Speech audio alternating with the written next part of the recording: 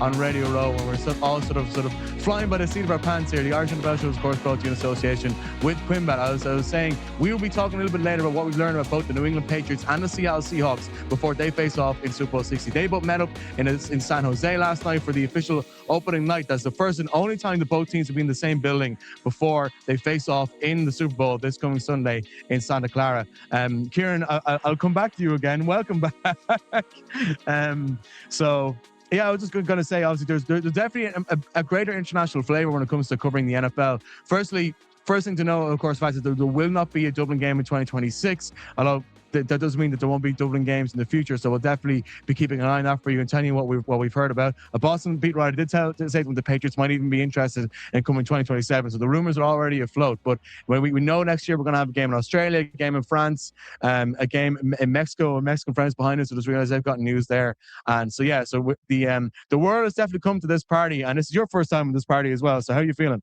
I feel great. I'm like I don't know, a mixture between a rabbit in the headlights and a kid in a candy shop, because I've just come in here this morning. I've been looking all around, and it's just incredible. Like, I mean, we were scanning our credentials this morning. Mike Florio went in just before us, and you're kind of thinking, like pinching yourself, saying, "Am I really here?" As you mentioned, we're chatting to the guys from NFL Australia this morning.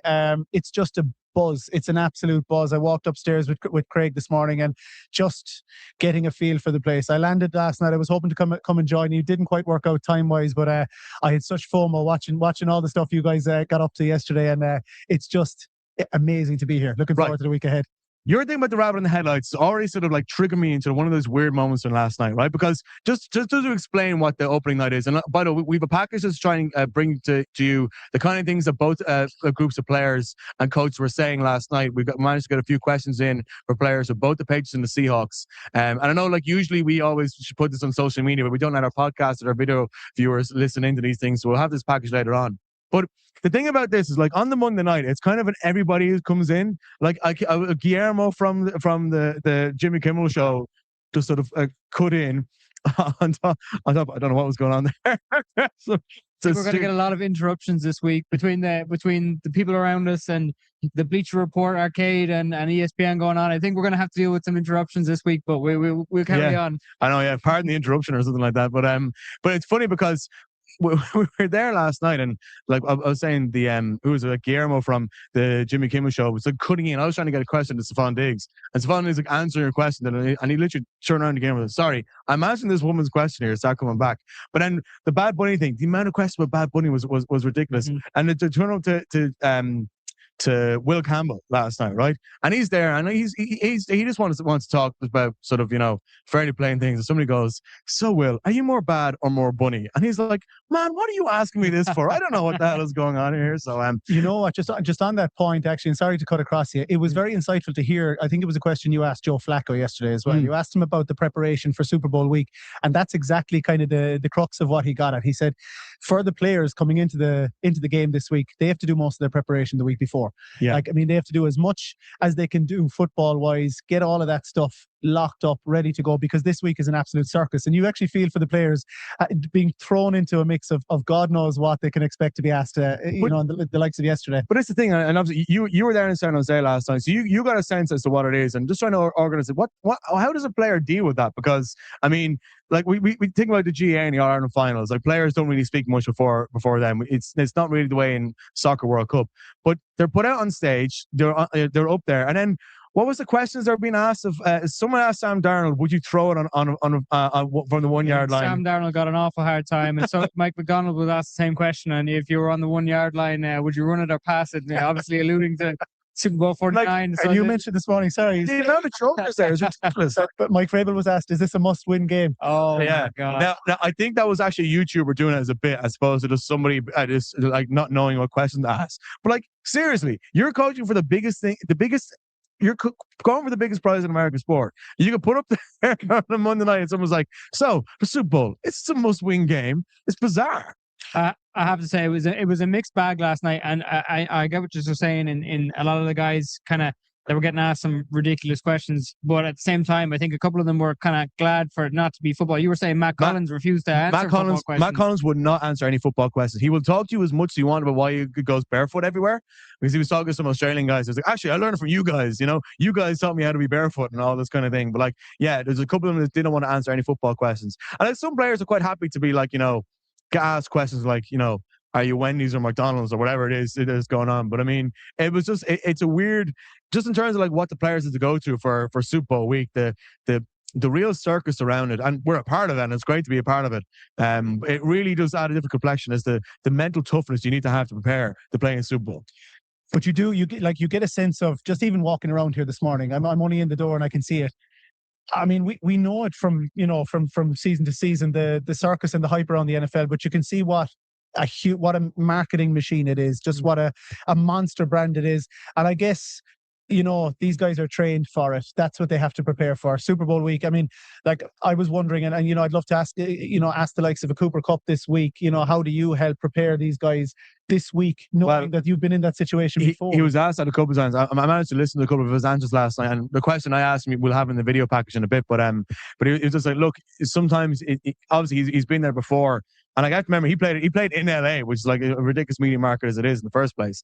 And I said, look, you can actually, if you find the fun in it and find the release from the training, then it release pressure on the game. Whereas it's different. Like this morning, Tuesday, Wednesday, Thursday morning, all the players get put up in their hotels. We ask questions by the sort of, the quote unquote proper journalists. We won't get time to get down there this morning, but I mean, but that's it. Like that's the difference. And in sort of like Cooper, and I'm sure there are other players in both squads, Milton Williams, for example, for the Patriots, who's been in there and knows that and will have to impart their experience. But Ben, I'm going to cut to you, because obviously you were there.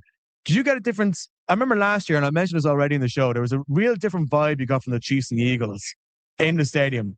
I didn't get a hugely different vibe from each team. I felt like both of them were a bit calm and down to business. I don't know what your sense of it was. You got more face time with players than I did. You got a sense of the different mindset that each squad is coming to this game based on what we saw last night. It was all very serious. I mean, you got the odd player that was quite lighthearted and was very happy-go-lucky and was happy to answer whatever questions like these ones we were kind of referring to over the last few minutes. But generally, it was quite serious. It was a lot of people were treating it like a business trip. I don't want to say they were harsh or standoffish, but their answers were straight. I was quite surprised that, like, even a couple of the questions we asked, on what their mindset was going, and what's the message coming from coaches this week, and a lot of it was pretty much same as it's been all year. It's go out there, do your job, don't do anything special. We're here for a reason, and I that's kind of that. They were quite boring answers for people who were looking for maybe something a bit more spectacular and for something to be Super Bowl worthy. But these teams are here for a reason. They're here to win, and what they've done all year is what's got them here. And that kind of was the vibe all night last night. Well, that's the word you used before last year about business trip. Last year the Eagles were on a business trip. I felt like the Chiefs were really sort of going for themselves to be the sort of superstars. This year, again, I think both of these teams understand business trip, get down to things. You listen to what Brable was saying. I got a chance to listen to Mike McDonald saying.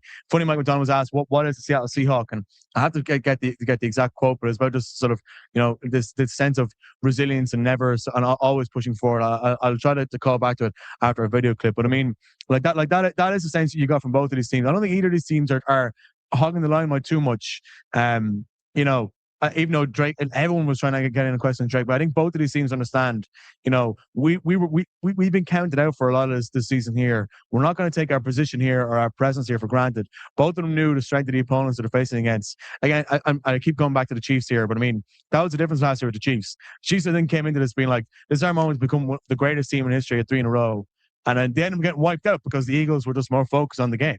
In saying that, there was a lot of history there between the two teams last year, so there was a lot of chippiness and edge. I think the amount of respect from the two teams last night, you could see that when they had Darnold and Drake up on the stage, and they were having a conversation with from Red Zone. Scott Hansen was hosting last night, and he was asking all the questions, and the amount of respect between these two teams is extremely high, and I think that's kind of what. As I said, we led to a bit of a, not lackluster, but a very straight shooting answers all last night, because both teams know who they're coming up against on Sunday, and they're going to let their play do the talking. Scott Hansen had a great one last night. This is the third Super Bowl between two coaches with the same name. Actually, I don't know what the other two are. We'll have to try and find that out. Jeez, I have to try and come back to that one. Mike McCarthy and Mike Tomlin. Oh, well done. I think. Yeah. And I can't remember the other one for the life of me. Well done. I'm surprised you got that before Kieran did, you know? I'm annoyed. I'm just going to get distracted. That's the jet lag sitting in now. Space for the rest of this. Craig's going to come in the second half with that third answer on it. Yeah. He's going to get the research going. So we're going to throw to a few videos. Plus, if you are watching, just excuse the fact that they're all shot for social media, so there'll be a bit of sort of dead space in the screen, but you'll get a sense of all the players. In this, we have Michael Nwenu, Ramon Stevenson, Cooper Kupp, Elliot Wolf, who is the de facto GM for the Patriots, Ernest Jones, Devon Witherspoon, Marcus Jones, Jerron Reed, and at the end we have Jalen Milrow as well. So about 5 minutes, but you get a full sense as to what the players are. And when we come back, we'll have a talk. Again, we'll ask Craig what he felt about the teams, and we'll talk a little bit more about the news that Matt Nagy has now become the offensive coordinator for the New York Giants. For now, we'll throw to the video. What are you going to take away from Sunday night as the biggest thing? Obviously, you want to take away the Lombardi, but on a personal level, what are you going to take away? I would probably take away the journey. I think getting here now, you looking back and then looking at the year, it's been what, 20, 21, 22 something odd weeks. So it's really a journey to get here, and really it's the highest of the highest. That's why it's so hard to get here. But really just looking at the time and really taking things slow. I think in the beginning you obviously that's the main goal, that's the mission, but you don't know what it takes to get there and what it takes to get all the way there. So really just going through the season and going through the playoffs, it's been something nice to reminisce on. The year is the year, but I'm always looking forward to the next game. Jaron, you've had a 10-year journey. Like, this is the first Super Bowl you're going to. Just how big does that feel for you? Oh, it feels huge, man, to be able to be here, playing 10 years. Some people are great players and never have a chance to get to the Super Bowl. But being on this team, man, with the kind of team that we got, the kind of guys we got, it's very special. Devon, what's Coach McDonald's message to the defense this week leading up to the big game? Just the same message as always, man. We got to go 1-0. We got to win first down. We got to stop the run, bro. So same message that normally we have. So nothing new. Would you take any extra satisfaction from winning the Super Bowl in the home of your team's biggest rival? In the home of my team's biggest rival. No, I'm not thinking satisfaction. That is just the stadium plan. I've got to have so much respect for the teams that we've got. The NFC West is really good football. It's really good football. It's been really good football for a few years now, and all those guys that I've seen from the first 8 years of my career, see them multiple times. You build a relationship with those guys. So I got nothing but respect for them, and it'll be nice to win a Super Bowl, period. What do you style your game off of?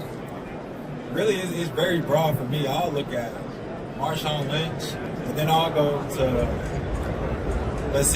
watch Tariq Cohen's, highlights and things like that, just to get versatile, just to, try to do what all the great backs are doing.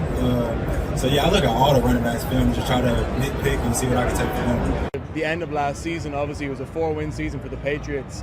Did you foresee the potential in what you had to work with to bring this team back to the Super Bowl back then? Coming off last year and having the opportunity to ownership hire Mike Vrabel, that was really the catalyst, as he's been able to really galvanize the team, and the players have really bought into the things that he talks about and the things that he's all about, as have I.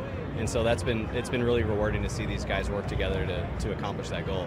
And just when Vrabel was brought in, people are talking about being a sort of like a culture hire, to somebody who brings in an entirely different way of thinking. But you're thinking about players in terms of people who are drafting, people who are bringing a free agency. How much thought is put into the culture or to how a player thinks as much as the skills package of what they have? Absolutely. Culture is a huge part of it. We spent a lot of time talking to different people about the free agents and the guys we've brought in. And, I'd say in some cases, maybe we're a little bit fortunate, some of the guys that we didn't know as much about, but a lot of the guys we signed, some of the coaches that had experiences with, or we've talked to people that were really positive on that. So it's been really cool to see these guys come together and now we have the opportunity to do something special. And as a final one for me, do you feel like you're trying to redefine the Patriot way, or are you just kind of taking this one day at a time? I wouldn't say we're trying to redefine the Patriot way. I think it's about people and it's about relationships, and we're trying to build this thing the right way. So obviously the 12s and Seattle are considered highly as one of the best places in sports to go play. The noise and everything is crazy, but you've also played in Tuscaloosa and Alabama, and that's also a crazy atmosphere. Which one is crazier? Alabama for sure.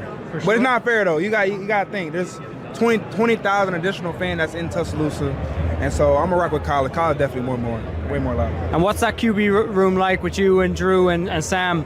And what's the kind of vibes in there? And what do you guys do? In between practices to keep the vibes high? Yeah, man, we have a great room full of guys that really want to win. We have shared success. No matter who's in, we always trying to push them to be the best, ultimately the best them. And so it's been a lot of fun. We have a great relationship between all of us, getting together, making sure we're all honed in on the game plan and getting Sam ready. That's ultimately our biggest thing, is being backup quarterbacks right now. So it's been cool. It's been cool to be around Sam, and especially just to see him take us to the Super Bowl. So it's been a lot of fun. And obviously it's year one for yourself, but what has Sam passed on? Obviously he's quite far into his NFL career. What's he passed on to you that you'll take with you going forward in your career? Yeah, man, he's a veteran. I'm a young guy, so being a veteran quarterback in the league, seen so much, so many defenses, so many things that you've seen, and so knowledge is power. And so when you have that power and understand how to prepare, understand how to be the best version of yourself. This is year 8 for him. And so now he's going to his first Super Bowl. And so he's seen so much, being a quarterback in this league. And so for me, I'm just able to learn and be around guys that been through it. And so it's a lot of fun. Welcome back to Radio Row in San Francisco. We hope that gave you a little bit of a flavor as to what we found out in San Jose last night. A good 70 kilometers away, but still technically the same metropolitan area, when we had a chance to speak to both the New England Patriots and the Seattle Seahawks. Most of those videos you can watch back on our social media page. If they're not up already, they will be up in the next couple of hours. But we'd like to remind everybody, first of all, before we start talking a bit more about what we learned with the teams last night, that our Radio Row coverage on the Irish NFL show is brought to you in association with Dunes and Drams. And Kieran, it's important partnership. I think David Hayes from there is hanging around, but in terms of being able to sort of, again, part of what we're doing here, and the fact we have the word Irish in massive letters, and I'm gonna get on to Craig's jersey now in a minute, in massive letters behind us, is really sort of again trying to make sure that the world knows that Ireland and the NFL are very much in each other's worlds right now. Yeah, absolutely. And as you mentioned, Dave is here from Dunes and Drams, and very lucky to be part of this partnership. He helped us out with the logistics of for this trip. And Dunes and Drams are offering bespoke experiences in terms of golf, whiskey tours. Doing Ireland the right way. When you think of golf and whiskey, synonymous with what makes Ireland such an attractive place to come. So Dave is here. He's here for a couple of days. He's doing a little bit of networking. So we wish him all the best. Dunes and Drams. How do you feel wearing an Irish jersey, by the way? It's Irish NFL show jersey, but I mean, you've turned your back on Queen and Country at this stage.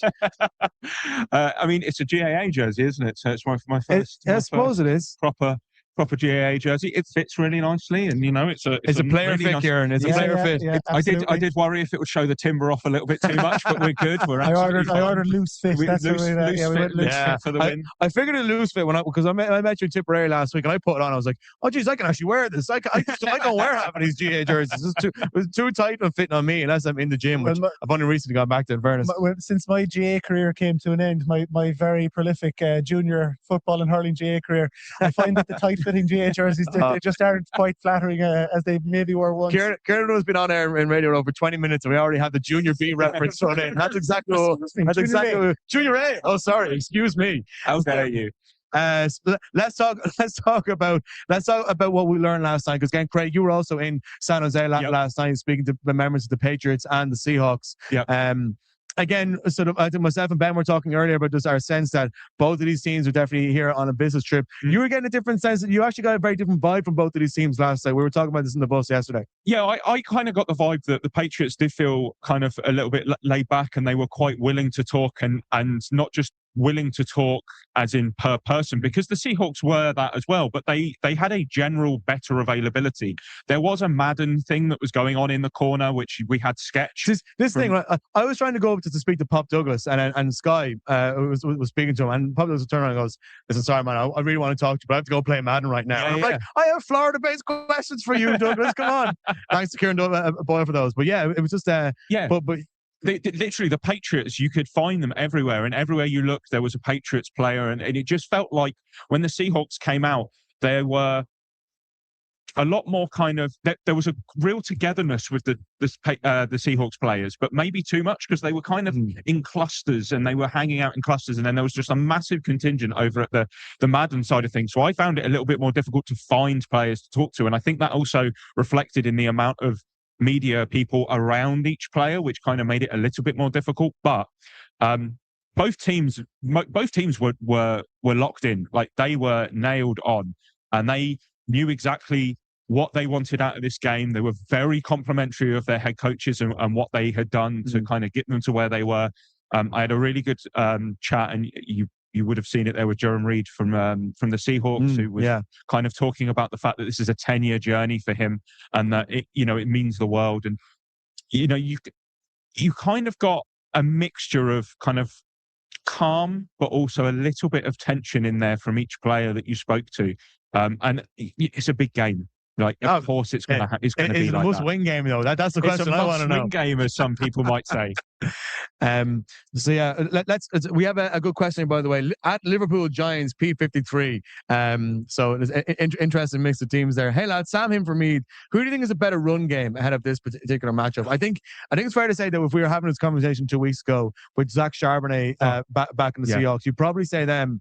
As much as Ramon Stevenson and Trayvon Henderson have been quite a good partnership, the big thing with Ramon Stevenson for the Patriots, the fact that he was a turnover machine last year. His body was like, it was a factory that turned footballs into footballs in the hands of the defensive players. As is the case at the start of this season as well. That's been a really big part of improvement for him. Trayvon Henderson is a rookie. He hasn't actually lit up too much in the postseason, no. I suppose in the regular season. But I mean, that's kind of been the story for most of the Patriots offense, with the exception of maybe Hunter Henry. But I think if Charbonnet was still there, I would definitely say the Seahawks have the better run game by all, but he's injured now. So I don't know what your take on that, Kieran, is. I think you're looking at. I think Stevenson and Henderson have more of a big play threat. The big that they can break off a big one at any given time. Whereas I feel like the Seahawks have more of a. I guess more of a system, more of a run, a better run scheme. That the run design system from our scheme from Clint Kubiak. They have shown the ability, especially in the later part of the season, to methodically march down the field, control the clock, control time of possession. It's been really effective in the latter half of the season when the explosive, downfield pass game kind of escaped the Seahawks a little bit as the season wore on. So two different styles. You see Henderson and Stevenson tend to go around the outside a little bit, whereas Walker has been truckied up the middle and have been really effective in doing that. So I think both teams are going to try and shut down the pass game as best they can this week. So both run games could be very important, and whichever shows up could be the difference between winning or losing. Because you made an interesting point. We were having breakfast this morning, and you talked about how the Patriots are going to try and make this a boring game if they can, if they want to stay in it and limit the explosive plays. So it's going to be, the run game could be very pivotal then in deciding who edges it. But that's the thing, and I think that was definitely a sense of some of the questioning, and as I was talking to some people last night, the sense that the Patriots have to make this a game about physicality. They have to make this game about warriors. If we go back to what Mike Brave was saying, they need to make this a game where Jack Smith and Jigba doesn't blow off, where Jake Bobo doesn't get a touchdown, despite the fact it was only his fourth catch of the year, as was the case against the Rams. If this turns into a shootout, I just think the Seahawks are just in a better strain of form to actually hit their wide receivers, hit who they need to go to, have Kenneth Walker getting those big plays. Whereas the Patriots defense just needs to keep this, from a Patriots point of view, I think that the part of the victory is sitting at halftime. It's maybe 7-all or 10-all. It's been a bit turgid. It's been a few punts, but the game, it's mistake, very low on mistakes. And we're going to talk a lot about turnovers over the course of the week. So let's not burn up those talking points too much, because it's very important in the context of both of these quarterbacks. But definitely, from a Patriots point of view, it's trying to limit what Seahawks can do in terms of the talent they have. and then just waiting for the right moment in the second half to hit Diggs in the wing, or to have a Drake May run to get into a touchdown, or something like that. Call to the house. A booty call to the house. That's exactly what it could be, when in California and all that. So I definitely think that's the kind of part of victory. And yeah, I think you probably got that sense last night that the questions the Patriots are getting, I think there was a sense, like all the defenders were being asked, well, do you feel like you sorry, let me restart that. All the offensive players I heard being asked, like Diggs was asked this, I think Drake May was asked this, like, do you feel like it's almost like they were being asked, do you feel like your offense is letting your defense down in the playoffs so far? And Diggs like, well, listen, we're playing some of the top 5 defense in the league. We just got to do what we got to do to win. Yeah. I don't care if it's an ugly victory, but it's a victory. And I've heard that said a few times by a lot of different Patriots last night. I didn't hear any Seahawks saying that. So I think that's a key difference in terms of how I think both of these teams know their part of the victory is the Seahawks need the ball out. The Patriots need to keep it calm. Yeah, I spent quite a lot of time at the Leonard Williams booth yesterday. One, because I'm a fan from being his Giants days, but also because I do think that Leonard Williams has, as he's gone through his career from the Jets to the Giants, now at the Seahawks, he's got better with age. And he said that, what he's done is he's learned to kind of block out all the noise and all of that. But a lot of the noise that was coming last night, especially to the Seahawks defenders, because I heard the same with Julian Love when I was there, Devon Witherspoon when I went over there, everyone was saying this defense is so aggressive and have stopped so many big play teams this season. Do you feel like that this is like the identity of the team and what needs to come for the rest of the game on Sunday? Is that going to be the mentality that you, as an offense for the Patriots, have to beat us because we are the ones to beat right now? Yeah. And Leonard Williams was very, very complimentary of the dog system that they have and the lockdown system that they have. And he said it all just becomes from camaraderie there. And I do think that, like you say, it does need to be a boring game because I do feel like that defense is scary. Yeah. Both of these defenses can be scary, but I mean, the Seahawks one, I've been very complimentary all year for the Seahawks as to how well they scheme, and how well they. There's we always talk about offensive misdirection and play action, all this kind of thing. They're very good at defensive misdirection. Yeah. They're coming for the blitz. Oh no, wait, they've actually double covered all of my wide receivers here. So, I don't know if you have any take on sort of based on what you've heard there in terms of what is actually. Sorry, here's the real question: if the Patriots' path to victory is trying to keep it physical, keep it low scoring, whatever, what is the Seahawks' path to victory? What do you think they need to get right this week?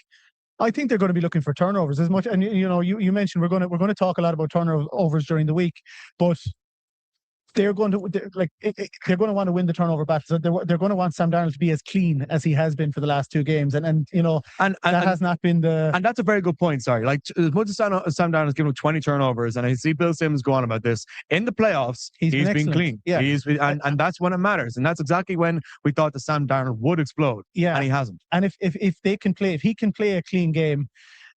For me, it's hard to see where the Patriots are going to get the edge, because that Seahawks defense is, they're going to be opportunistic as well. They're going to be looking to. It's not as if Drake May hasn't turned the ball over this season, even in the playoffs. More so in the playoffs. Darnold has been the cleaner quarterback, but I've come back a good few times throughout the season. I've had the opportunity to interview Michael Sean Dugar, and we've talked about Nick Manwari. I know I've spoken about him a bit on the show, and just his impact as a safety who's almost like a linebacker. He's got the speed and the positional sense to cover so much ground across that middle third and almost allow the corners to just have at it. Those corners are allowing him to do his thing in the space, and so it's limiting options and being able to have that ball hawk mentality as well, and that turnover mentality, and just really allowing everybody else to just front up and do their own job. Just that one guy covering so much space around the middle. I think he's a real key, and a leader on the field as well. You saw him when Reek Woolen had his moment of madness, like he was one of the guys catching him on the sideline, shaking some sense into him. He's a rookie, you know. So when they've got these kind of players, these young leaders on the field, and you talk about the defense, it's kind of, I wonder, are they annoyed that there's no name for them yet? They haven't got, you know, there's no Legion of Boom, Purple People Eaters or anything like that attached to them. I haven't heard anything if they floated. end up as Super Bowl champion defense, I don't think they'll care about having or not having a name. No. I'm take not, that as a okay, nickname, won't they? for me, they're gonna have to get a tag at some point, especially if they do what they're hoping to do this week. Well, if you have a good tag, like comment or let us know what you think the Seahawks defense should be. The dark side is that what they're called? They're called the dark side. Okay, Sorry. our Seahawks fan here, Ben. Our Seahawks fans have juiced there. I stand corrected. But I haven't heard that. yet. It's not quite caught on as much as the Legion of Boom has. No, I have heard. Why are they the dark side? You don't know. It's the same when we don't know why Drake May's nickname is Drake May. Coming over to the dark side. So I know. Will you think the dark side will catch on? It's got the Star Wars reference in there, hasn't it? So, you know, everyone loves a little Star Wars reference in there somewhere. I have heard it a few times. I don't think it has caught on as much as maybe the Legion of Boom has done, but you know, they walk away with a ring, and I think it solidifies that.